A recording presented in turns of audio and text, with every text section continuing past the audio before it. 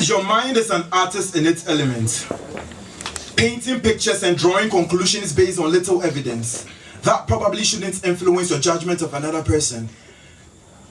Hey, sometimes this is how the mind works. It can paint a whole bunch of people black with a single brush stroke. We are usually blind to our own blindness, and so we grope in the darkness of stereotypes and bad jokes.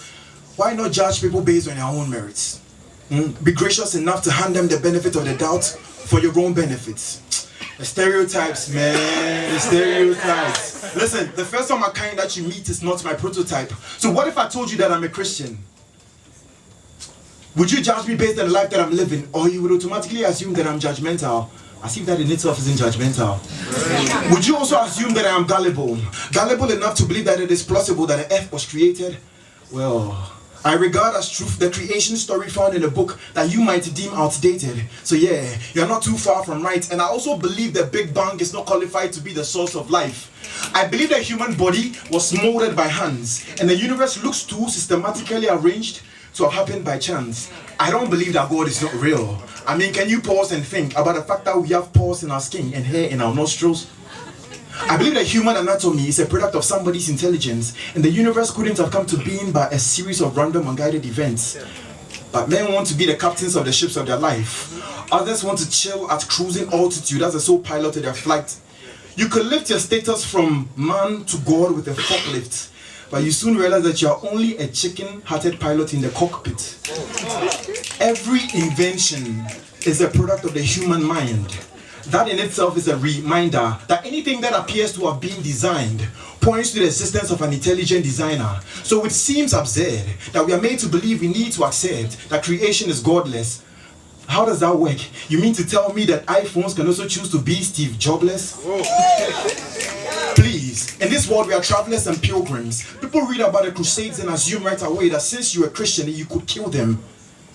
The heart of man is desperately wicked.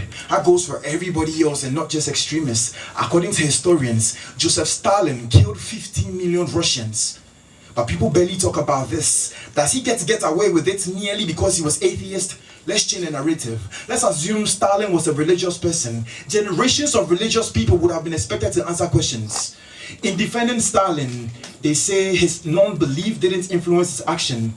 Please, let's not lower the bar. You do things either because of or in spite of who you are. So it's either he killed all those people because he was atheist, or in spite of the fact that he was atheist. But no matter what the case is, I know we wouldn't be here trying to decipher his motives if he was a theist.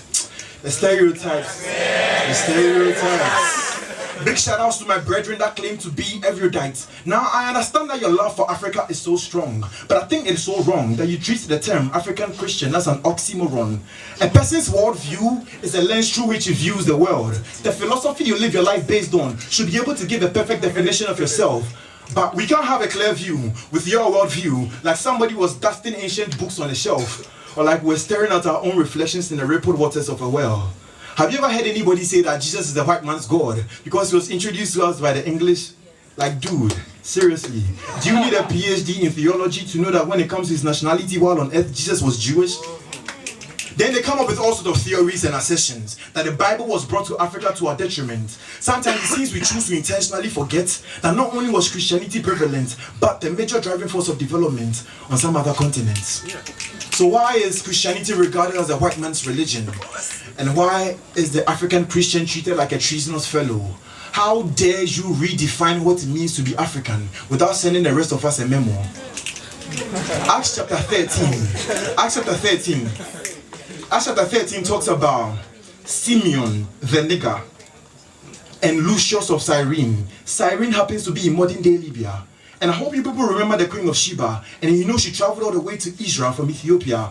Acts chapter 8 talks about the Ethiopian eunuch who was reading the book of Isaiah. So how is Christianity the white man's religion when there are so many people in the Bible who hailed from Africa? If you were hanging from the highest cliff with weary arms and you were slowly losing your grip, and somebody came and offered you salvation, and all you cared about is what color his face is, excuse me, isn't that racist? No matter how proud I am about my heritage and history, Africa will never cease being a continent and suddenly become a religion or a philosophy. It takes a lot more than reading a few books to break the chains of mental slavery and set our minds free. And since you people are saying we should all go back to our roots, how about we start with the man who died on the tree? The stereotypes. The first of my kind that you meet is not my prototype. So I wrote this poem for anybody whose faith in God has been buried in the ground at Awudume.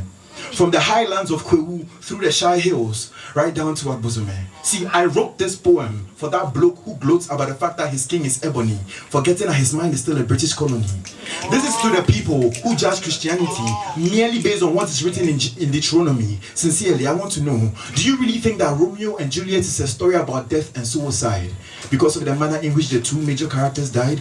This sort of view is only possible if you turn a blind eye to the full story and focus on the stereotypes. And to my brethren who have seen the light, if your life doesn't mirror that of Christ, then you need 180 degrees tilting of the mirror of your life. The stereotypes.